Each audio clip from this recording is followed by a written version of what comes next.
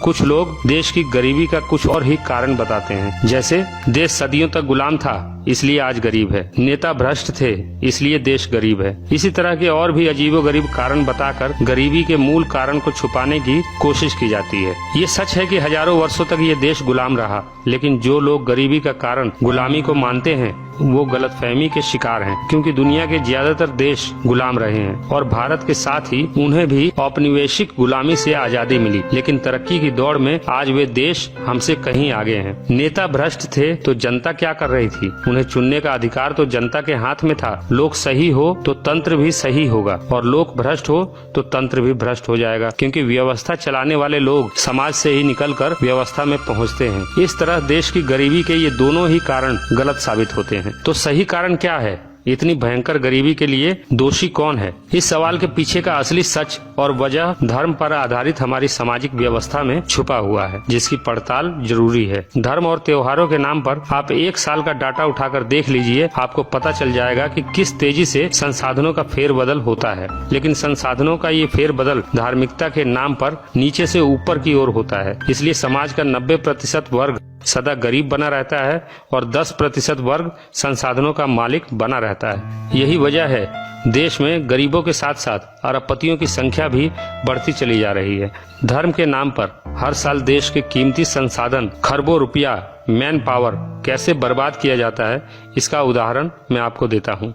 जनवरी से लेकर दिसंबर तक हर महीने कोई न कोई धार्मिक त्योहार जरूर होता है, लेकिन हम बात करेंगे बड़े त्योहारों की, जो देश की बर्बादी के प्रमुख कारण हैं। इन्हीं त्योहारों में से एक है कुर्बानी का त्योहार, जिसमें धर्म के नाम पर करोड़ों बेजुबान जानवरों की हत्याएं की जाती हैं। देश में मुसलमानों की आबादी 20 करोड़ के आसपास है। अगर 20 करोड़ लोग मिलकर बकरीद के नाम पर एक दिन में 1 करोड़ पशुओं को भी मारते हैं तो यह कितनी बड़ी बर्बादी है। होली का त्योहार ऐसा ही एक त्योहार है जिसके नाम पर करोड़ों टन लकड़ियां स्वाहा कर दी जाती हैं। होली के बाद नवरात्रि के नाम पर 9 दिनों में भंडारा, जागरण और देवी पूजा के नाम पर संसाधनों की जबरदस्त बर्बादी तो होती ही है, साथ ही नवरात्रि के बाद बची हुई करोड़ों टन पूजा सामग्री नदियों और तालाबों को बर्बाद करती हैं। फिर इन नदियों की सफाई के नाम पर देश की गरीब जनता के खून पसीने की कमाई से करोड़ों का बजट पास किया जाता है। और हैरानी की बात है कि नवरात्रि का ये त्योहार साल में 2 बार आता है। साल में लगभग 15 ऐसे बड़े त्योहार भी होते हैं जिनमें बड़े पैमाने पर देश की नदियों को बर्बाद किया जाता है। गणेश चतुर्थी, विश्वकर्मा पूजा, छठ पूजा जैसे त्योहारों के बाद तो नदियों और समुद्री किनारों का बुरा हाल कर दिया जाता है। इन सब के साथ हर साल कई रथ यात्राएं भी होती हैं। हर साल होने वाले 10 दिन के दशहरे में देश का कितना श्रम और संसाधन बर्बाद होता है, इसका अंदाजा आप इसी बात से लगा सकते हैं कि केवल दिल्ली की 15 रामलीला कमेटियों का 10 दिनों का बजट 1050 करोड़ से ऊपर है। दशहरे के आखिरी दिन रावण दहन के नाम पर संसाधनों में आग लगाकर जो प्रदूषण फैलाया जाता है, उसे और भयानक स्तर पर दिवाली का त्योहार पहुंचा देता है। एक दिन में अरबों खरबों रुपयों को पटाखे के नाम पर आग में झोंक दिया जाता है। संसाधनों की यह भयंकर बर्बादी घोर गरीबी को जन्म देने के लिए काफी है।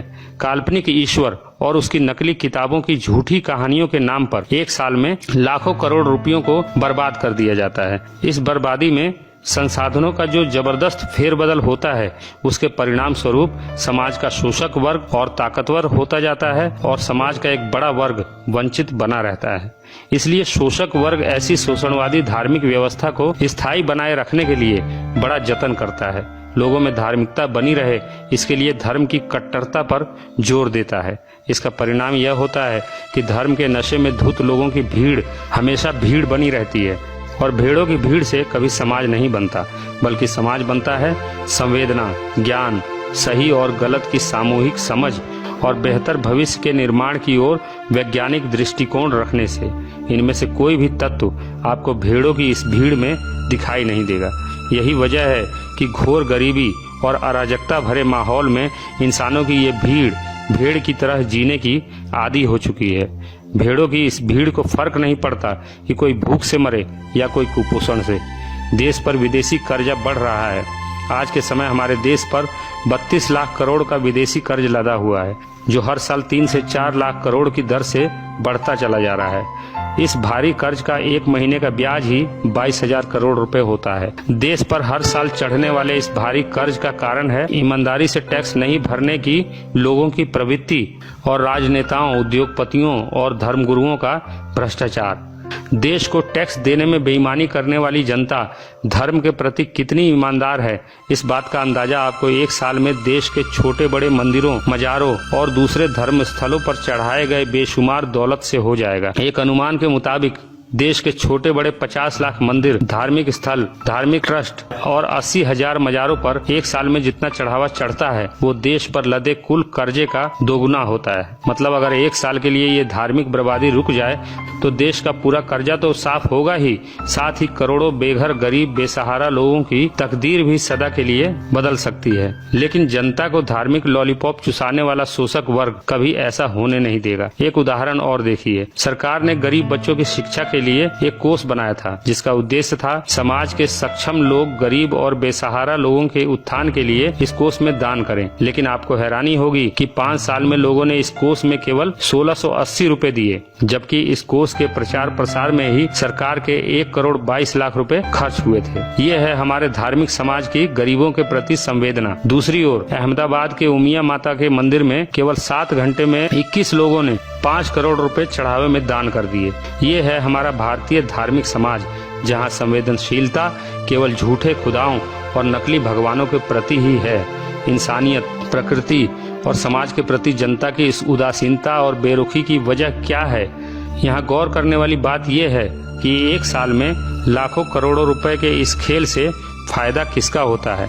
सामाजिक धार्मिक व्यवस्था द्वारा धर्म के नाम पर सामूहिक रूप से की जाने वाली बर्बादी और राजनीतिक भ्रष्टाचार के कारण गरीबी कम होने के बजाय हर साल लगातार बढ़ती है। गरीबी से पैदा होती है बेरोजगारी, और गरीबी और बेरोजगारी मिलकर समाज में अशिक्षा का माहौल पैदा करते हैं, जिससे जनसंख्या बेतहाशा रूप से बढ़ती है। ये मुख्य समस्याएं मिलकर समाज को अराजकता, अन्याय, शोषण और अपराध के घिनौने दलदल में धकेलती चली जाती हैं। ऐसा समाज धीरे धीरे उपेक्षा और संवेदनहीनता के उस स्तर तक पहुंच जाता है जहां केवल 2 ही रास्ते बचते हैं, एक अंतहीन गुलामी या फिर क्रांति। देश की नियति बदलने के लिए आज आवश्यकता है एक क्रांति की, जो इस पूरी व्यवस्था को ही उखाड़ फेंके और एक नई व्यवस्था का सृजन करे, जहां आम आदमी अपनी बुनियादी आवश्यकताओं के लिए सरकारी मदद की भीख मांगने के बजाय स्वावलंबी बने और तिरस्कारित, अपमानित जीवन जीने के बजाय स्वाभिमान से जिए।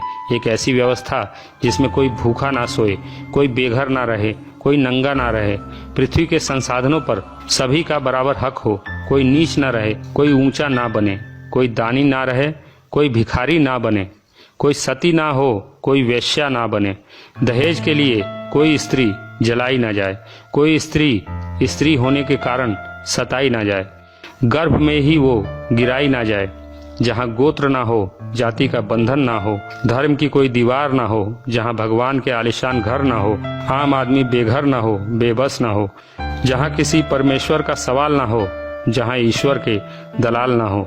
एक ऐसी व्यवस्था जिसमें भय, भूख और भ्रष्टाचार ना हो, आतंक, अन्याय और अत्याचार ना हो, किसी औरत से बलात्कार ना हो, और जहाँ मानवता बौनी और लाचार ना हो।